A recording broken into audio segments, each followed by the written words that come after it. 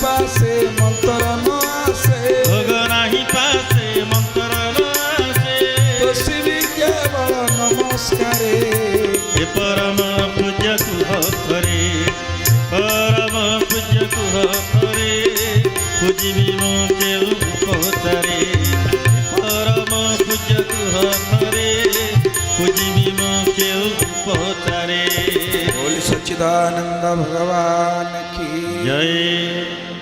तेणु माँ बापा मैंने गुरुदेव एटी कहते फूल तोड़ा नहीं बल वृद्ध बयस मो हेला काल जो बयस अधिका हो सका उठिक आप फूल तोड़ा जापरें से मंत्र आ मन पड़ोनी भोग नहीं पासे मंत्र न आसे तोषिबी केवल नमस्कार प्रभु मुझे किसी दे पारि मन मना भव मद भक्तो मद जाजी मांग नमस्कुरु भगवान कहले किसी तो पाखे ना नमस्कार टे करदे जाऊ आसू टे नमस्कार टे करदे ये नमस्कार करने द्वारा आम कौन ठाकुर को देले पत्रं पुष्पं फलम तोयम जो मे भक्ता प्रदच्छति तदहं भक्ति प्रहुतम अस्नामि प्रजतात्मना भगवान कहले भक्त तो किसी न पाउछु मत टिके पत्र टिके दे फूल टिके दे न टिके जल टिके दे न टिके फल दे कौ पत्र कौ फूल चाहूँगी आम बाहर जेते सुंदर फूल देले मध्य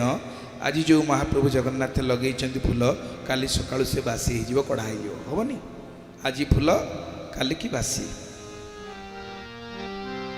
तेणु आम प्रकृत से कौ फूल चाहूँगी बाबा आमर गुरुदेव कहते मानस कुसुम मालार पीवी स्नेह पूर्ण नई वेद्य समर्पीवी मानस कुसुम मालार पीवी स्नेह पूर्ण नई वेद्य समर्पीवी प्रेम दीप दाने आरती करीबी प्रेम दीप दाने आरती करीबी प्रेम दीप दाने आरती करीबी प्रेम दीप दाने आरती करीबी गाई तब गुण आसो आसो भगवान आसो आसो भगवान मन मंदिर मुकुड़ा रखी मन मंदिर मुकुड़ा रखी आसो आसो भगवान आसो आसो भगवान आसो आसो भगवान आसो आसो भगवान बोले श्री सद्गुरुदेव भगवान की जय। ये परम कारण को गुरुदेव कहते प्रकृति भगवान कौ फूल लोभ थाए मानस कुसुम मला अर्पीबी स्नेह पूर्ण नैवेद्य समर्पीबी मन फूल आम मनर समस्त मनरे 5टी अवस्था अच्छी मन अमन कुमन विमन सुमन सुमन कहले उत्तम मन आ सुमन कहले पुष्प तेणु आम भगवान को कौन दबा उत्तम मन टिके दबा जदि मन प्रभु को पाखे नहीं ताहले जिते दामिकिया फूल देले मध्य जदि मन नहीं श्रद्धा नहीं भल पाइबा नहीं प्रभु तांको ग्रहण करती नहीं तेणु मनटी रहिबा दरकार श्री कृष्णाय वयं नमः पत्रं पत्र कहले करपत्र निकटरे तो महाप्रभुंकर विश्व प्रसिद्ध घोष यात्रा गला आप लक्ष्य कर बड़दाण्ड मुंडिया मारिबा लोक बहुत कम कारण जदि किए जड़े मुंडिया मारला से आदाय है भाया अवस्था ना जो प्रकार भिड़ जदि किए भक्ति टे मुंडिया मारिदेव तारे आउ से हरिओम तसत हवाटा थय कहीं ଅତୀତରେ ଲୋକମାନେ ଯାଉଥିଲେ ମାନେ ପ୍ରସ୍ତୁତି ହେଇକିରି ରଥ ଆଗକୁ ଡେଇଁକିରି ଆତ୍ମହତ୍ୟା କରିବା ପାଇଁ। କାହିଁକି? ସେ ଚାହୁଁଥିଲେ ଯେ ଆମ ଜୀବନ ସାର୍ଥକ ହେଇଯିବ ଯଦି ମହାପ୍ରଭୁଙ୍କ ଚକ ତଳେ ଜୀବନ ଚାଲିଯିବ, ସେ ଜଡ଼ାମଡ଼ାରେ ଯଦି ଜୀବନ ଚାଲିଯାଏ ଜୀବନ ସାର୍ଥକ ହେଇଯିବ। କିନ୍ତୁ ପ୍ରକୃତରେ ସେତେବେଳେ ସେ ଭାବନା ଥିଲା, ରଥ ଇତିହାସରୁ ଜଣାଯାଏ ବହୁତ ଲୋକ ଆଗେ ପ୍ରସ୍ତୁତ ହୋଇ ଯାଉଥିଲେ, ମୁଁ ରଥ ଆଗରେ ପ୍ରାଣ ଦେବି। କିନ୍ତୁ ଆଜି ସମୟରେ ଯେଉଁ ପ୍ରକାର ଭୟଙ୍କର ଭିଡ଼ ମହାପ୍ରଭୁଙ୍କ ପାଖରେ 15 ଲକ୍ଷ 20 ଲକ୍ଷ ଲୋକଙ୍କର ସମାଗମ, ତ ସେଇଠି ଯଦି ଜଣେ କିଏ ଆଣ୍ଠେଇ ପଡ଼ି ମୁଣ୍ଡିଆ ମାରିଲା କି ଲମ୍ବା ହେଇକି ଷଷ୍ଠାଙ୍ଗ ପ୍ରଣାମ କଲା, ସେ ସେଇଠି ନିଶ୍ଚିନ୍ତ ଭାବରେ ବୈକୁଣ୍ଠ ପ୍ରାପ୍ତି ହେବ। ଏଥର କହିବାର କିଛି ନାହିଁ, କାହିଁକିନା ଅନ୍ୟ କେହି ଦେଖିବେନି କ'ଣ ପଡ଼ିଛି ବୋଲିକି। ତାହେଲେ ଆମେ କ'ଣ ଦେବା ପ୍ରଭୁଙ୍କୁ? କେବଳ ସମସ୍ତେ ଆମେ ବଡ଼ ଦାଣ୍ଡରେ ଦେଖିଛେ ରଥ ଆଗରେ ହାତ ଟେକି ଜୟ ଶ୍ରୀ ଜଗନ୍ନାଥ, ଜୟ ଶ୍ରୀ ଜଗନ୍ନାଥ। ଲକ୍ଷ ଲକ୍ଷ ହାତ ଟେକି ହେଇଯାଉଥାଏ ଥରେ ଜୟ ଜଗନ୍ନାଥ ଧ୍ୱନି କଲା ପରେ। ତା ମାନେ ଆମେ ଜାଣିନେ, ଅଜଣାତରେ ହାତ ଦିଟା ଟେକି ଦଉଛେ ପ୍ରଭୁଙ୍କୁ। ଇଏ ହାତ କ'ଣ? ପତ୍ର। କଥାରେ ଆପଣମାନେ କହନ୍ତି କରପତ୍ର ଯୋଡ଼ିକିରି ଯେତେ କହୁଛି, କର ପତ୍ର। ତେଣୁ ପତ୍ର ହେଲା କ'ଣ? ଠାକୁରଙ୍କୁ କରପତ୍ର ଯୋଡ଼ିକିରି ନମସ୍କାର କରିବା। ମନ ମନା ଭବ ମଦ ଭକ୍ତ ମଦ ଯାଜି ମାଂ ନମସ୍କୁରୁ, ମୋତେ ଟିକେ ନମସ୍କାର କର। ଫୁଲ ହେଲା ମନ ଫୁଲ, ପତ୍ରଂ ପୁଷ୍ପଂ ଫଳମ୍, ଠାକୁର ଫଳ ବି ଯାଆନ୍ତି। ଆପଣ କହିବେ ଦାସିଆ ନଡ଼ିଆ ଦେଲା ନେଲେ, ମୁଁ ଦଉଛି କାହିଁକି ନେଉନାହାନ୍ତି?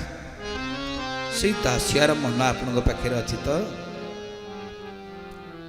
ଦାସିଆ କଥା ଆପଣ ଅଳ୍ପ ବହୁତ ସମସ୍ତେ ଜାଣିଛନ୍ତି। ଆମ ଅଞ୍ଚଳର କଥା, ବାଲିକାଁ ଦାସିଆ, ଆମେ ଯାଇଛୁ ତାଙ୍କ ଜନ୍ମସ୍ଥାନକୁ। ଦାସିଆର କ'ଣ ଚେତନା ଥିଲା? ବଡ଼ ବିଚିତ୍ର। ଖାଇବା ଥାଳି ପାଖରେ ବସିଲା ପରେ ସେ ସେଇଠି ଦେଖନ୍ତୁ, ସର୍ବମ୍ ଖଲିଦଂ ବ୍ରହ୍ମ ଅୟମାତ୍ମା ବ୍ରହ୍ମ ପ୍ରଜ୍ଞାନ ବ୍ରହ୍ମ, ଏଇ ସେ ବେଦାନ୍ତ ପଢ଼ି ନଥିଲା। କିନ୍ତୁ ଭାତ ଥାଳି ପାଖରେ, ସେତେବେଳେ ଭାତ ଲୋକ କମ୍ ପାଉଥିଲେ ଖାଇବା ପାଇଁ, ଯାଉ ଗରିବ ଲୋକମାନେ ଯାଉ ଖାଉଥିଲେ। ଏବେ ବଡ଼ ଲୋକଙ୍କ ଭାଗ୍ୟରେ କେବଳ ଯାଉ, ଗରିବ ଲୋକଙ୍କ ଭାଗ୍ୟରେ ନାହିଁ। 400 ଟଙ୍କା ହେଲାଣି ମାଣ୍ଡିଆ, ଆଉ ଖାଇବ କିଏ? ତେଣୁ ସେତେବେଳେ ଅଭାବରେ ଲୋକମାନେ ମାଣ୍ଡିଆ ଯାଉ ଖାଉଥିଲେ। ମାଣ୍ଡିଆ ଯାଉ ତା ଉପରେ ଟିକେ ମା ଦେଇଥିଲା ଶାଗ। ସେଇଠି ଦାସିଆଟା ଚେତାଶୂନ୍ୟ ହେଇ ପଇଲା, ତାକୁ ଦେଖାଗଲା କାଳିଆ ଠାକୁରଙ୍କର ଆଖି। ସେଇଥିପାଇଁ ସେ ମାଆକୁ କାନ୍ଦି କାନ୍ଦି କହୁଥିଲା, ମା ଏଥର ଗଲେ ମୁଁ ପୁରୀ ଆସିବି ନାହିଁ ତ ଫେରି। ଏଥର ଗଲେ ମୁଁ ପୁରୀ ଆସିବି ନାହିଁ ତ ଫେରି। ଏଥର ଗଲେ ମୁଁ ପୁରୀ ଆସିବି ନାହିଁ ତ ଫେରି।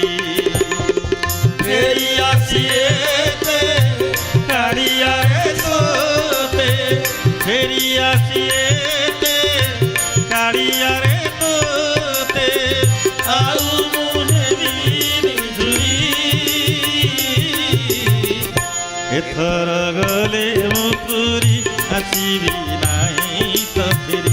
ଏଥର ଗଲେ ମୁଁ ପୁରୀ ଆସିବି ନାହିଁ ତ ଫେରି। ହରି ହରି ବୋଲ।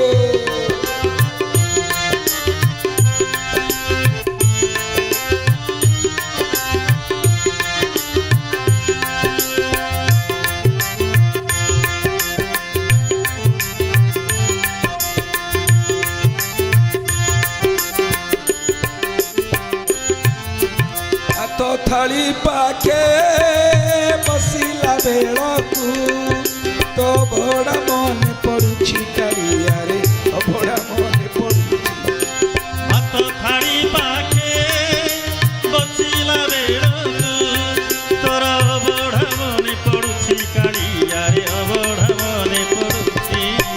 ଗାଁ ପୋଖରୀକୁ ଗାଧୋଇ ଗଲେ ମୁଁ, ଗାଁ ପୋଖରୀ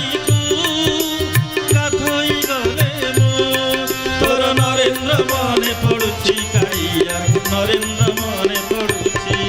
ତୋର ନରେନ୍ଦ୍ର ମନେ ପଡ଼ୁଛି କାଳିଆ, ନରେନ୍ଦ୍ର ମନେ ପଡ଼ୁଛି। କାଳିଆରେ ତୋତେ ଝୁରି ଝୁରି ଏତେ, କାଳିଆରେ ତୋତେ ଝୁରି ଝୁରି ଏତେ, ଆଉ ମୁଁ ହେବିନି ଝୁରି। ଏଥର ଗଲେ ମୁଁ ପୁରୀ ଆସିବି ନାହିଁ ତ ଫେରି ଏଥର ଗଲେ ମୁଁ ପୁରୀ ଆସିବି ନାହିଁ ତ ଫେରି ଏଥର ଗଲେ ମୁଁ ପୁରୀ ଆସିବି ନାହିଁ ତ ଫେରି ଫେରି ଆସିଲେ ଗାଡ଼ିଆରେ ତୋତେ ଫେରି ଆସିଲେ ଗାଡ଼ିଆରେ ତୋତେ ଆଉ ମୁଁ ହେବିନି ଝୁରି ଏଥର ଗଲେ ମୁଁ ପୁରୀ ଆସିବି ନାହିଁ ତ ଫେରି ଏଥର ଗଲେ ମୁଁ ପୁରୀ ଆସିବି ନାହିଁ ତ ଫେରି ଏଥର ଗଲେ ମୁଁ ପୁରୀ ଆସିବି ନାହିଁ ତ ଫେରି बोल श्री जगन्नाथ महाप्रभु की ଜୟ दासिया सेना शास्त्र पुराण पढ़ी नथिला किंतु भात थाली पाखे तार अभड़ा मन पड़ुला आउ गाधे गला बेलू तार नरेंद्र कथा मन पड़ुला से तो महाप्रभु तार हाथ दिया देइथिबा नड़िया को ग्रहण करनेले आमे देले न ग्रहण न करिवार कारण कौन से दासियार भावना दासियार चेतना नाई तो दासिया भावना जदि दबा निश्चय प्रभु ग्रहण करेंगे मनटा तार मनटा थिला सुमन उत्तम मन पत्रं पुष्पं फलम तोयं फल भी प्रभु चाहती कौ फल कर्मण्येवाधिकारस्ते मां फलेषु कदाचन कर्म करिबारे आम मानकर अधिकार अच्छी किंतु फल बहुत भल पड़े पिला प्रिपेरेसन बहुत भल होते किंतु रिजल्ट जीरो किंतु कम परिश्रम करी मध्य बढ़िया रिजल्ट पिला करुँचा केमती हो संभव कौन भावुं सब पिला आजिकल तो बहुत रेस्ट्रिक्शन परीक्षा रही कि भल कर कम परिश्रम करके बहुत दिन तुम परिश्रम करके राति दिन परीक्षाकार करी पिला पाऊना कहीं पूर्व अर्जित कर्म फले जाची मु देउ थाई बड़े पूर्वर जहाँ अर्जन करे से हिसाब से आमको फल प्राप्ति हो पत्रं पुष्पं फलम तोयं तोयं कहले जल प्रभु भी जल टिके चाहूँगी आमठू कौ जल सबुठ पवित्र जल आम गंगा जल को भावे किंतु गंगांकर उत्पत्ति कौठू आपण मैंने शास्त्र पढ़ी थे जो मैंने भागवत टंगी शुणुवे से गंगांकर आविर्भाव कथा कहुई